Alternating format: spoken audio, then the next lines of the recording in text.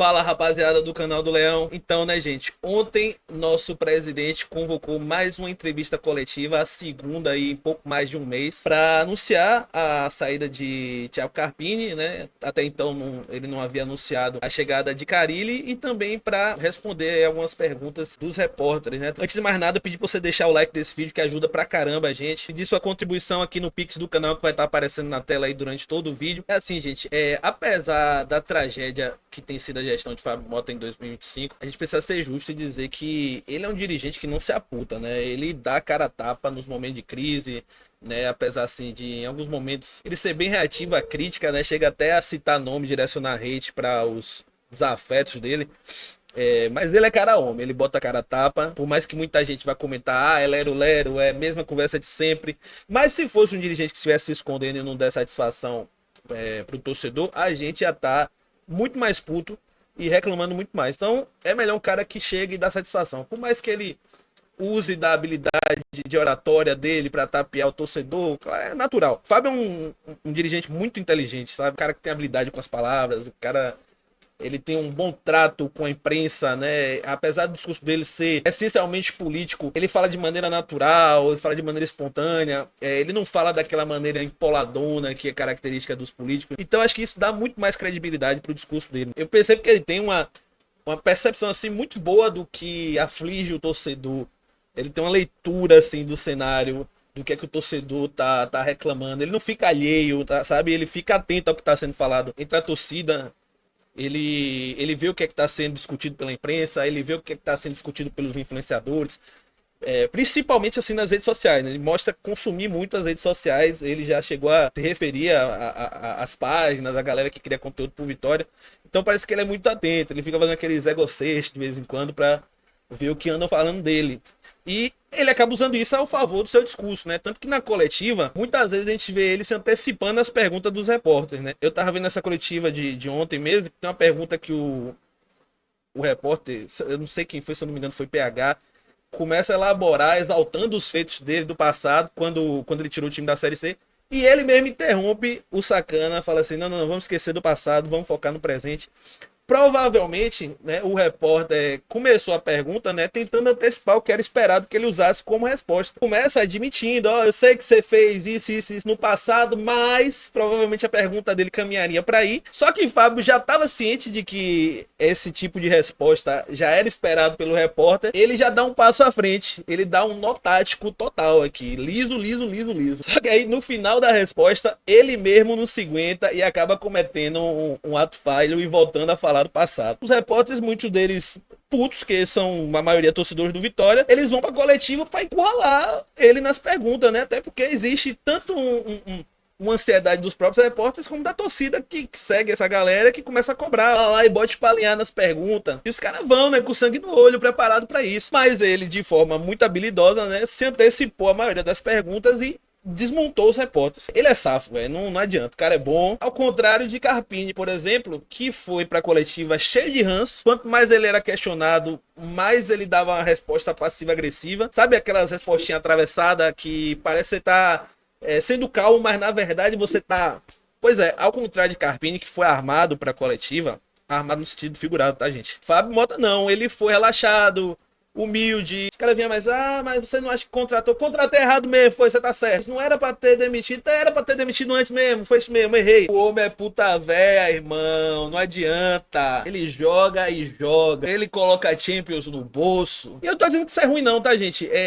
Eu acho que é positivo até ele ter essa postura. É a postura natural de um gestor de crise, é o que se espera. E Fábio Mota é um grande gestor de crise, a gente tem que admitir isso. Eu só torço para que o discurso dele foi o que eu falei aqui, desde a primeira coletiva que ele deu um pouco mais de mês atrás. Eu só espero que o discurso dele esteja alinhado com a prática, né? Que não seja só um discurso de engodo para tapear o torcedor e que de fato as coisas que ele fala na coletiva transpareçam as intenções dele para o futuro do Vitória. Eu sei que trabalho não falta por parte dessa gestão. Eu entrevistei Fábio em dezembro do ano passado, uma semana mais ou menos após o final da Série A, e ele já estava no corre para contratar para esse ano. Mas infelizmente, cara, o trabalho dele carece de assertividade no futebol esse ano em específico. Infelizmente, só nos cabe continuar cobrando. Para quem não pôde assistir a coletiva, eu editei aqui, fiz um compacto com os melhores momentos que você vai assistir agora. Não esqueça de mais uma vez pedir seu like, galera, pedir sua contribuição no Pix, se você puder ajudar com qualquer quantia para poder fortalecer nosso trabalho. Então, qualquer ajuda que você puder dar que não for fazer falta para você é de suma importância pra gente. Eu agradeço de coração. Fique aí agora com os melhores momentos da coletiva de ontem. A gente só tem que pedir desculpa pela falha de planejamento, pelo jogo não só de ontem, mas pelo semestre todo. Foi muito duro e tem sido muito duro, até porque a gente faz um esforço muito grande aqui para pagar salário em dia, bicho em dia, voo fretado, condições. Temos aí a quinta ou sexta melhor estrutura do país hoje, certo? Então, tudo que está ao nosso alcance para a gente ter resultados melhores. É inadmissível para a grandeza, para o tamanho do clube acontecer o que aconteceu ontem. Então, só nos resta aqui é pedir desculpa mesmo e trabalhar. Carpini não é mais treinador do Vitória.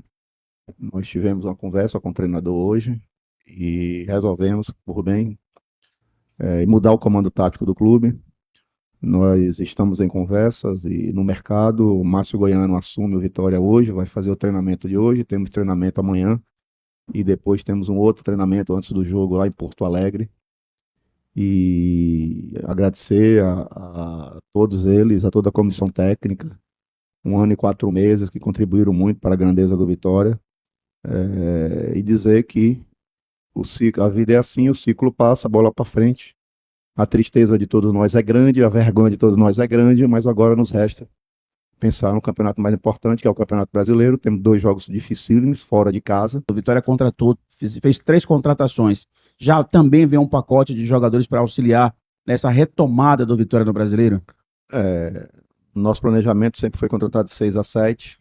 Agora a gente troca o treinador, é evidente que a gente vai ter que ouvir o novo treinador. De repente o novo treinador já tem jogadores da sua confiança nas posições que a gente necessita. Na nossa cabeça a gente traria ainda um meio campo, um lateral esquerdo e 2 beiradas, e a ideia é essa aí, mas é evidente que agora a gente vai conversar com o novo treinador.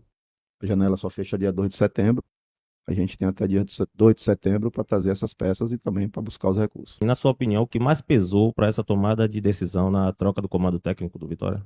Futebol você vive de sucesso e de convicção. Nós, depois da eliminação da Sul-Americana, que doeu muito pela forma que foi, um gol contra sem ninguém ter chutado uma bola no Vitória, nós pensamos, sentamos, reunimos, discutimos e até naquele momento nós esperávamos que isso fosse. Conversamos muito com os jogadores, ninguém faz nada sem conversar com o jogador. Bote a coisa na cabeça de vocês aqui, viu? Sem jogador não adianta, você não pode perder grupo, você tem que ter jogador. Os jogadores o tempo todo disseram que estavam fechados, que estavam tranquilos, continuam assim, só que agora eu tomei uma decisão.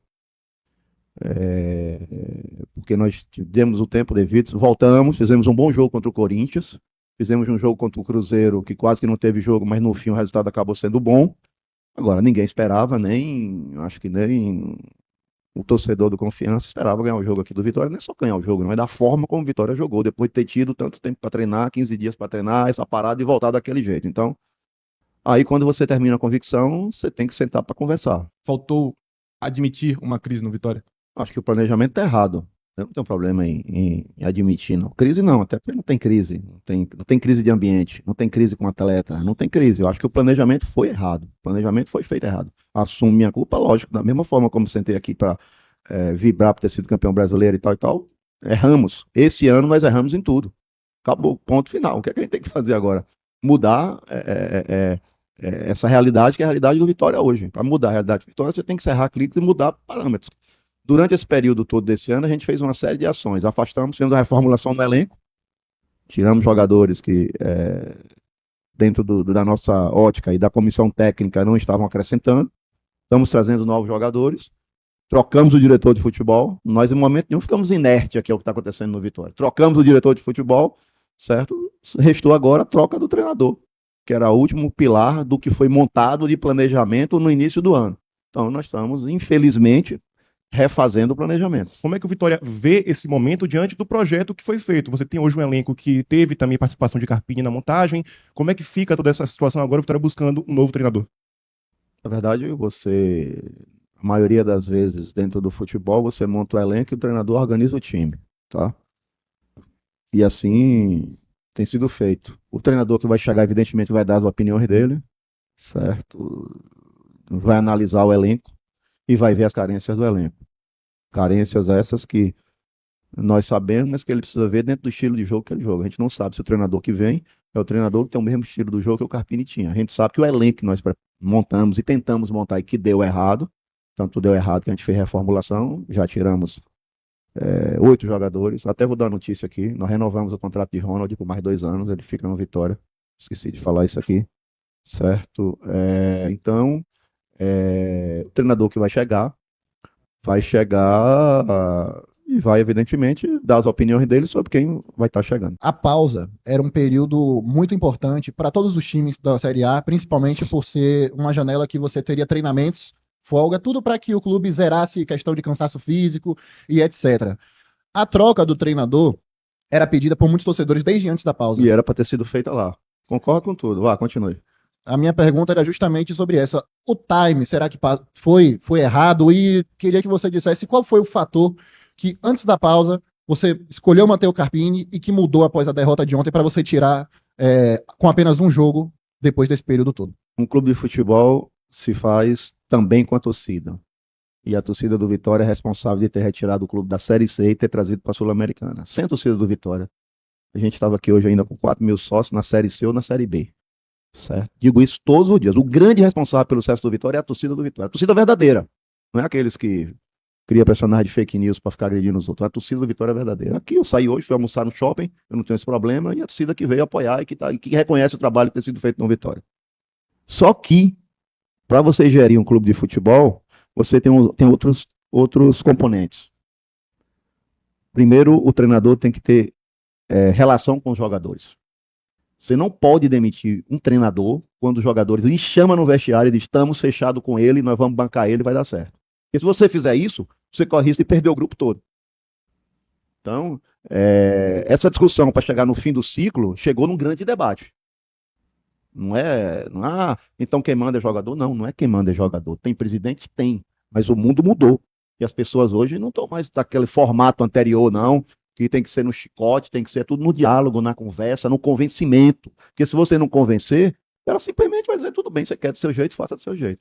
Então, a relação do treinador com os jogadores sempre foi muito boa, até porque ele participou, como bem colocou o menino do Ben News ali, muito na formação do elenco, certo? E a gente teve que mostrar que chegou uma hora que agora não tinha mais o que ser feito. Nós demos todas as oportunidades.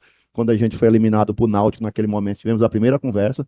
Quando fomos eliminados para o time do Equador, cheguei a dizer a vocês que eu ia esperar os 2 últimos jogos antes da parada do Brasileiro.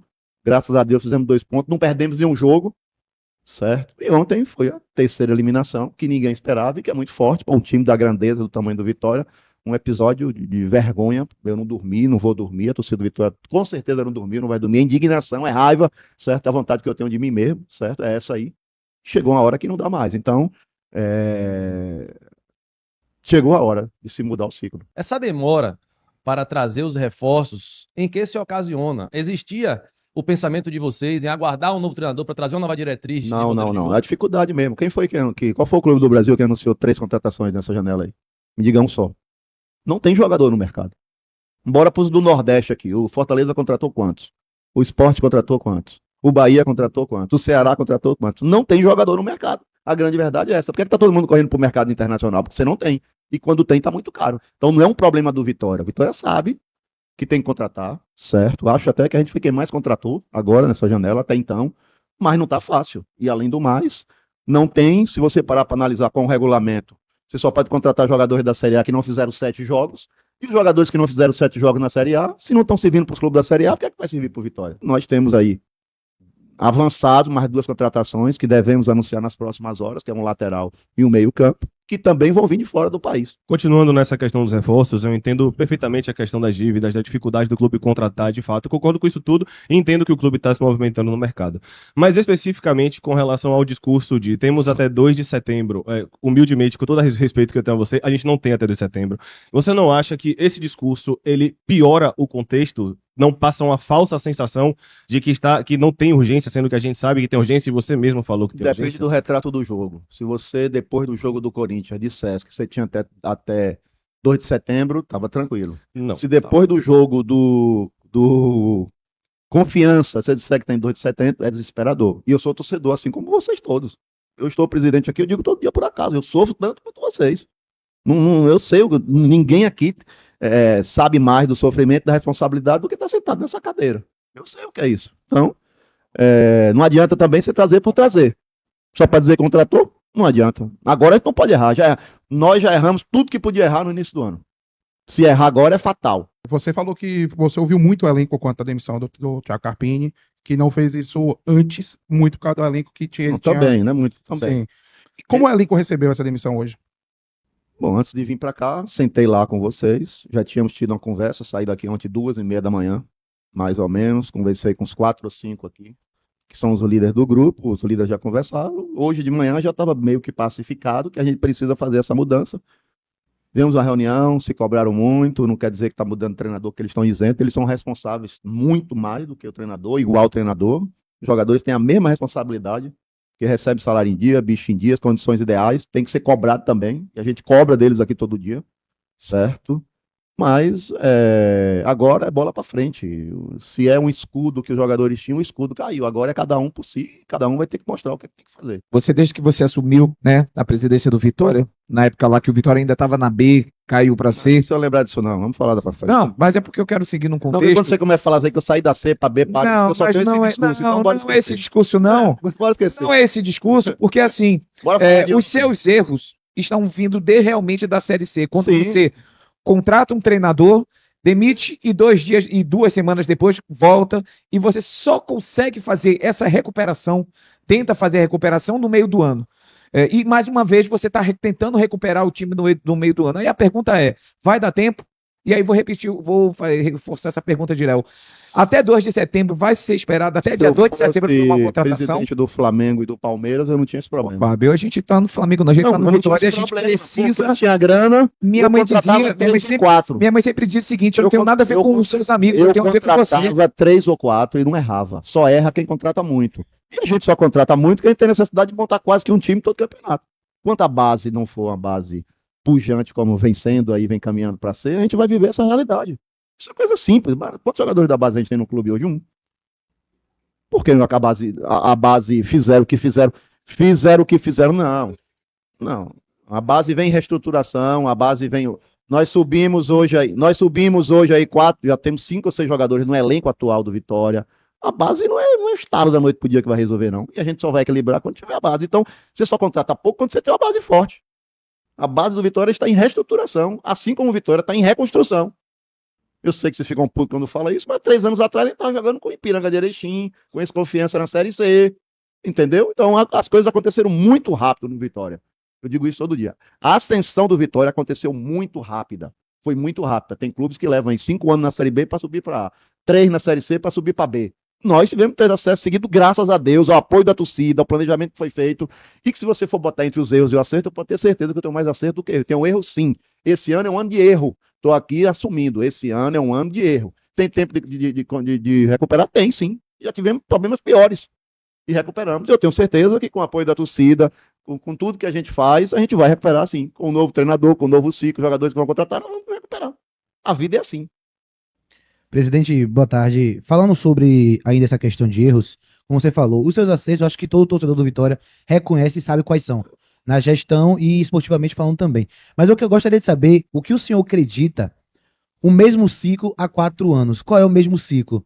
Início de temporada de 2022 ruim, troca de treinador e reformulação de elenco para salvar o ano. E foi salvo. 2023, a mesma coisa, quando chega, faltando 2 jogos para iniciar o Brasileirão, consegue subir. Aconteceu mesmo ano passado. O que o senhor acredita ao Vitória não conseguir fazer, talvez até a mesma contratação da comissão de treinador e de jogadores no início do ano, para sempre ter que fazer uma reformulação de comissão e atletas no segundo momento da temporada? Porque futebol não é ciência exata. Futebol é como termina, não é como começa. Todo ano eu digo isso. Não é só o Vitória. Pega os outros clubes, tirando os 5 ou 6 maiores orçamentos do clube, você vê que todo mundo começa assim e recupera.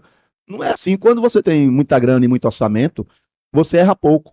Aí vai dizer, por que é que não? Eu quero a SAF. Me traga o investidor amanhã. Eu acho que o caminho do Vitória é a SAF. Não tenho dúvida nenhuma. Pra gente ser competitivo, pra gente brigar de igual para igual, vai ter que ser SAF. Agora, por isso a gente vai entregar o primeiro vendedor de banana que tá passando ali na porta, depois de toda a reconstrução do clube? Então, acabar com essa mistério. Ah, não tem grana porque não é SAF. Tá, eu quero ser SAF. Ok, ó, eu quero ser SAF. Atenção aí, ó. O Vitória quer ser SAF. Traga um investidor de verdade que o Vitória quer ser SAF. Eu não sou contra a SAF. A SAF é a solução de qualquer clube nordestino para ser competitivo, junto com a divisão de base forte. Agora, para isso, tem que ter uma SAF de verdade. Não é ciência exata. E não vai ser nunca ciência exata. E é por isso que é tão emocionante, tão empolgante. Que o Confiança pode vir aqui e ganhar do Vitória. Onde é que vai acontecer isso? No basquete acontece? No voleibol acontece? Só no futebol. Você citou hoje sobre a mudança do treinador e que o novo treinador vai participar da montagem do elenco como E vai estar no jogo internacional. Afirmo aqui. Pronto. Acabar com isso. E que ele vai participar da montagem do elenco, assim como o Carpini participou. Causa uma preocupação no torcedor, justamente a cultura do futebol brasileiro, essa coisa da mudança do treinador, que toda vez que muda o treinador, aí o treinador traz aqueles jogadores de confiança. Você não acha que isso é temerário? Tá chegando os currículos de treinador aqui, ó, um bocado aqui. Você não acha que isso é temerário, que isso pode acontecer, se repetir o que aconteceu com o Carpini? Haja vista que hoje mesmo você falou que o treinador é responsável pela organização. Quem contrata é o clube, o treinador apenas organiza. Quem contrata, o processo de contratação no Vitória, em qualquer grande clube do Brasil, começa no setor de inteligência, pelo Head Scout, que tem lá 5 ou 6 pessoas com todas as plataformas, que montam o vídeo, montam a contratação e que depois vai ouvir o treinador, o presidente, o diretor, o gerente. É assim, não é só no Vitória, não. É assim em qualquer clube do Brasil de Série A e quase todos de Série B, certo?